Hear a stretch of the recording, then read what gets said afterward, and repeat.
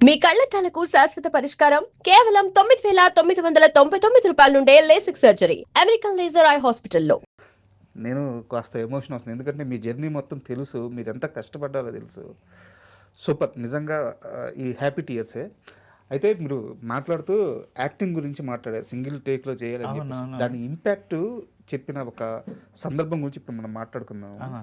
మీరు ఇన్‌స్టాలో ఒక వీడియో పెట్టారు. సినిమాలో మీ క్యారెక్టర్ చనిపోయిన తర్వాత మీరు థియేటర్‌లో సినిమా చూస్తున్నారు. అవునన్నా. మీ అవునన్నా. పాప అక్కడ మీ క్యారెక్టర్ చనిపోగానే నాన్న చనిపోయాడని చెప్పి పాప థియేటర్‌లో ఏడ్చేస్తుంది. అసలు ఆ అవును. వీడియో ఎంత వైరల్ అవుతుందంటే అది 1 డేలో 2 మిలియన్ పోయిందన్నా. అయితే నేను ఫస్ట్ రోజు ఫ్రెండ్స్‌తో చూసినా. చూసినాక సెకండ్ రోజు మా వైఫ్ జర సినిమాలు ఆ అమ్మాయికి అంత ఇష్టం ఉండదు. నన్ను డిస్టర్బ్ చేయదు. బావ ఇది కూతురు సినిమా కదా! నేను వస్తా అంటే అందరం వెళ్ళాము. మా వదిన అందరం నా ఫ్రెండ్స్ మా ఇంటి మా అమ్మ అందరం కూర్చున్నాం. మా అమ్మ ఏడుస్తుంది కామన్ అది. థియేటర్ అంతా ఏడుస్తున్నారు. ఆడోళ్ళు, మగోళ్ళు, ముసలోళ్ళు అందరూ ఏడుస్తున్నారు. కానీ నా పాప అప్పటి వరకు ఉండి నన్ను ఆ సంచిలోకెళ్ళి ఇప్పి నా తలకాయ బ్లడ్‌తో ఇలా పడిపోగానే అజయ్ ఘోష్ గారు ఏడుస్తుంటే 1 అవర్ ఏడ్చిందన్న. థియేటర్ అంతా చూస్తూనే ఉన్నారు. ఇంటర్వెల్ దాకా ఏడ్చింది. అమ్మ డాడీ ఈడనే ఉన్నమ్మా ఏడవకమ్మా ఏడవక డాడీ చంపేసిర్రు. మీరు ఎవరో చెప్తా ఉన్నారు. డాడీకి ఏం కాలేదమ్మా ఏం అని కాలేదు. చెప్తా ఉన్నారు. అసలు నేను అంటే మా పాప కూడా నేను అంత బాగా చేసినా నిజంగా అంత బా చనిపోయినప్పుడన్నా శివ సార్ అయితే అందరితో చప్పట్లు కొట్టించిండు. నా ముఖం మీద మొత్తం ఒక 2000 ఈగలు ఉంటాయి అన్న. అట్లా నోరు తెరిచి నోట్లో కూడా ఉన్నాయి. మనం బాడీ మీద ఒక్క ఈగ ఆలితేనే మనం ఇట్లా కొట్టేస్తాం. అప్పుడే ఇట్లా అనేస్తాం. మనం కదిలితే సీన్ పోతుంది. ఒక 2000 ఈగలు ఆలి ఉంటాయి. జువ్వమంటున్నాయి బాడీ మీద, ఫేస్ మీద కుచ్చుతున్నాయి. అవి ఇట్లా షుగర్ని నాకుతున్నాయి. అది షుగర్ బ్లడ్ బట్ కదలకూడదు. చనిపోయిన చిన్న మూమెంట్ కూడా ఇవ్వలే అన్న. అంత డెడికేషన్గా చేసిన. సార్ వచ్చి చప్పట్లు కొట్టి నీ కష్టం వృధా పోదురా, అరే నువ్వు గ్రేట్ రా, ఏంట్రా అది ఎంత డెడికేషన్ రా. నాకు అసలు మంది ఉంటే జర ఆయనతో మాట్లాడంటే భయం వేస్తుంది. ఇప్పటి వరకు నేను కలవలే. ఇంకా కొంచెం ఎందుకు అన్న ఆయనతో తక్కువ మాట్లాడతా. దూరం నమస్తే సార్ పెట్టి సైలెంట్ ఓ దగ్గర ఉంటా. ఆయన చెప్పిన పని చేస్తా, ఓ దగ్గర ఉంటా. ఇక అంతకు మించి ఏం చేయను. అండ్ ఎలాగో మనం ఇరుముడి తండ్రి కూతుర్ల సెంటిమెంట్ సినిమా అనేది. అవును. సో మీ కూతురుతో ఆ బాండింగ్ ఏంటి? ఎందుకంటే అంటే ఏ తండ్రికైనా ఆ బిడ్డతో ఆ అనుబంధం అసలు అవునవును. బిడ్డ కంటే ఎక్కువే ఉంటుంది సార్. అంటే మీ మీ బాండింగ్ గురించి చెప్పండి. అంటే నాకు ఫస్ట్ బాబు పుట్టిండు అన్న. తర్వాత సెకండ్ బాబు పుట్టిండు. సెకండ్ బాబు పుట్టినప్పుడు హాస్పిటల్లో నేను బిడ్డ పుడుతుందేమో హాస్పిటల్ అందరికీ దావత్ ఇద్దామని ఫిక్స్ అయి ఉన్నా. నాకు అమ్మాయిలు అంటే ఇష్టం అన్న. నేను టీవీ నైన్లో 5 years వర్క్ చేసిన. అందరినీ చెల్లె అంట. నేను అనసూయను కూడా చెల్లెనే అంట. బుజ్జి అంట అనసూయను కూడా. రష్మిని కూడా బుజ్జి అంట. బుజ్జి అంటే తెలంగాణలో చెల్లెల్ని బుజ్జి అంట. చిన్న పాపలాగా ప్రేమగా పిలుచుకునే పదం అది. ఆడబిడ్డని గౌరవంగా ప్రేమగా పిలుచుకునేది. నేను ఆడబిడ్డలని అందరినీ నాకు ఇష్టం. నాకు బిడ్డ పుడితే పట్టీలు వేయాలి, కాళ్ళకడియాలు వేయాలి, పట్టులంగలు వేయాలి అని ఒక డ్రీమ్లో ఉంటుంటే నా చెల్లెల్ని అట్లే చూసుకున్నా. నాకు సెకండ్ సారి పుట్టకపోయేసరికి ఒక 15 రోజులు హాస్పిటల్కి వెళ్ళాలి నేను. నాకు వద్దు ఆడు, నాకు రెండోసారి కూడా మగ బిడ్డ పుడితే నాకు వద్దు, బాబు వద్దు, నాకు వద్దే వద్దు అని మస్తు ఏడ్చిన. మా నాయనమ్మ సమాధి చనిపోయింది. మా నాయనమ్మ సమాధి దగ్గరికి పోయి రోజు ఒక 6 months ఏడ్చిన అన్న. నీకు కాలు మొక్తనే పుట్టు, నేను ఇంకా నాకు కూతురు కావాలి, నేను చూడాలి, నా కళ అది, నువ్వు పుట్టు. మా నాయనమ్మ అంటే పిచ్చి. ఈ కొమరక్క అనే గెటప్ మా నాయనమ్మది. ఆమె నువ్వు పుట్టు, దేవుడికి చెప్పు, నీకు దండం పెడతా. 3వ ఆప్షనే ఉంది సిజరింగ్ అమ్మాయికి. అది మనం ప్రతిసారి సిజరింగ్ చేయలేరు కదా. థర్డ్కే వద్దన్నాడు డాక్టర్. పిచ్చుడవా వద్దు, అమ్మాయి లేకుంటే ఏమైనా లేదు సార్, నాకు అమ్మాయి కావాలి. నా అమ్మాయిని నేను అట్లా చూడాలి, ఒక అమ్మవారిలా చూడాలని. లాస్ట్ కన్నా ఏమన్నా కానీ మా వైపు సరే నీ కోరిక తీరని, నాకేమైనా పర్లేదు, నీ కూతురుని ఇస్తాను, నువ్వు టెన్షన్ పడగాని. డెలివరీకి ఇద్దరమే పోయినాము. 1/2 hourలో ఆ సిజరింగ్ చేసిండు. కెవ్వున కేక పెడితే పాప పుట్టింది అనగానే హాస్పిటల్ మొత్తం బిర్యానీ అండ దించిన నర్సులకి అందరికీ చెల్లె చెల్లె చెల్లె అని అసలు అది హంగామన్న. అప్పటి నుంచి ఇప్పటికి కూడా, అంటే ఇప్పటికి కూడా మా పాపకి నేనే స్నానం చేయించాలనిపిస్తుంది, నేనే జడలేయాలనిపిస్తుంది, నేనే జడలేస్తా అప్పుడప్పుడు. నేనే ప్రతిదీ నేనే చేయాలనిపిస్తుంది. నాకు ఆడవాళ్ళు అంటే అంత ఇష్టం అన్న. ఇది అంటే ఎమోషన్ నేను చాలా సరదాగా అంటున్నాను ఈ మాట. బట్ నిజం కూడా సార్ మగపిల్లల్ని ఇంట్లో పెంచుకోవడంలో ఓకే మగపిల్లలు పెరుగుతుంటాడు, దాంట్లో బ్యూటీ ఉంది. అవునన్నా. ఆడబిడ్డకి ఆ డ్రెస్ కొనక్కెళ్ళి ఆ జడలు ఆ పట్టీలు అది అది ఆ అలంకరించుకోవడము అది కదా బ్యూటీ. ఆ పాప ఆ గజ్జలు వేసుకొని ఇంట్లో అట్లా నడుస్తూ ఉంటే సూపర్. నేను ఆ పట్టీలు, మా పాప 2 years ఉంది, కాళ్ళకు పట్టీలు, కడియాలు, మెట్టెలు పెట్టి కాళ్ళకు మాత్రమే ఒక ఫోటో తీసి నేను డీపీ పెట్టిన. మన దసరా డైరెక్టర్ ఉన్నాడు కదా శ్రీకాంత్ అన్న, ఆయన ఎప్పుడూ రిప్లై అయ్యాను అన్న.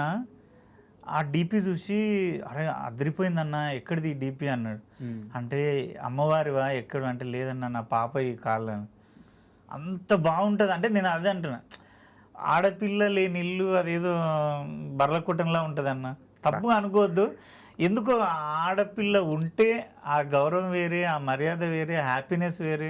నువ్వు చూడు రవితేజ గారిని సినిమాలో ఎంత బాగా, అమ్మ నాకు నిద్ర పట్టదమ్మా, నేను జోలో పడుకోబెడతాను, వణుకుతా, నేను ఉన్నానన్న, నేను కథ చెప్తానన్న. అంటే ఒక కూతుర్లా ఆలోచించట్లే, ఒక తల్లిలా ఆలోచిస్తుంది. కొడుకు ఆలోచిస్తాడా? కొడుకు కష్టం. ఆ విషయంలో మా పాప అంటే పిచ్చి అన్న. Super super. నేను అందుకే ఆ ఇరుముడి చూసినా కూడా 3 times చూసినా 3 times ఏడ్చిన. మా శాస్త్రనే కనిపిస్తుంది, మా శాస్త్ర జడలంతే ఉన్నాయి, అమ్మాయి జడలు, మా శాస్త్ర వేసే బట్టలే వేస్తుంది.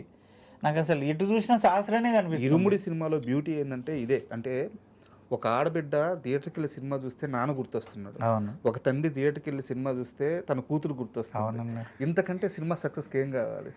ఏడవకుండా మనిషి అన్న మాతృదేవో భవన సినిమా ఉంటుంది తెలుసా మీకు అప్పట్లో, నాజర్ గారిది. అప్పుడు ఖర్చులు ఇచ్చేవారంట ప్రతి ఒక్కరికి, మీరు ఏడుస్తారు అని.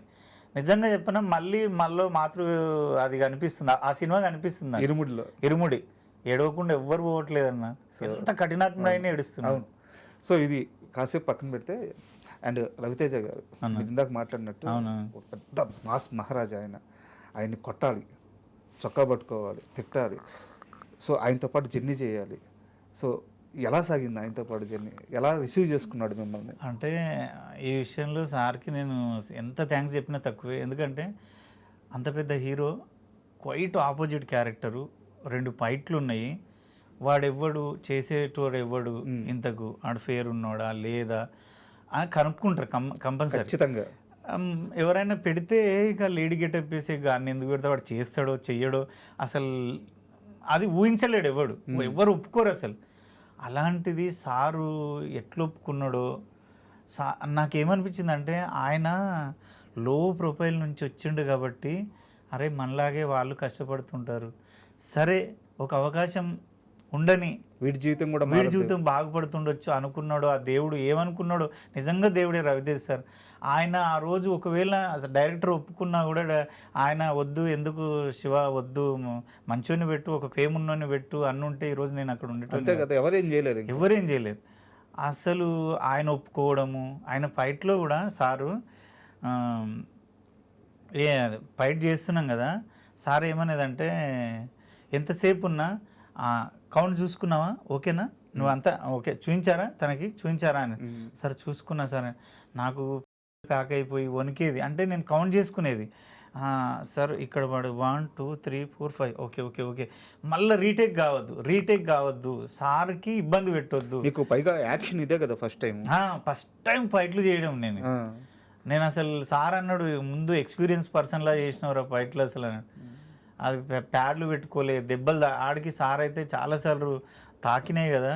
సారీ కుమరం సారీ అంటే నేను ఒకటే అన్నా, సార్ మీతో చేయడమే అదృష్టం, నేను దాన్ని మీకు నచ్చుతుంది అంటే చాలు. ఇంకా నేను చాలా మంది 42 సినిమాలు చేశాను, అంటే తాకినాయి అన్న దెబ్బలు. అంటే చాలా మంది హీరోలు అసలు పట్టించుకో అదే నేను అదే అంటున్నా. సార్ ఏమనంటే ఒకసారి లాస్ట్లో బట్టలు ఇప్పిన తర్వాత కట్టె ఇసిరి కొడతాడు, ఇక్కడ తాకుతుంది, అది దాంట్లో డమ్మీలో పెట్టిన కట్టెలు బయటకు వచ్చి గట్టి గుచ్చుకున్నాయి. వచ్చి అయ్యో సారీ అని గట్లా పెడతారా, పెట్టొద్దు కదా, బాబుకి దెబ్బ తాకిందని. అబ్బా నాకు అనిపించింది ఇంకెవరు అని అయితే మళ్ళీ పోతారు. ఆయన మళ్ళీ ఎంత మంచోడు తెలుసా, నేను బట్టలు ఇప్పి కూర్చున్నా, టేక్ ఓకే అయింది, అది టేక్ అయిపోయిన తర్వాత మా అసిస్టెంట్ నాకు లుంగి కప్పాలి కదా, 2000 మంది ఉన్నారు, అవును. అది లేట్ అయినా కూడా తిట్టిండు. ఏందబ్బా వచ్చి కప్పండి, ఆ మనిషిని అట్లా కూర్చోబెడితే ఎట్లా ఎండకు అని. బంగారం లాంటి మనిషి. బంగారమా బంగారం నాకు అనిపించింది. అందుకే నేను నిజంగా చెప్పాను అన్న, ఒక 100 మంది హీరోలు ఉంటే ఎవరు ఫ్యాన్స్ వాళ్ళకుంటారు, 100 మంది హీరోలకి.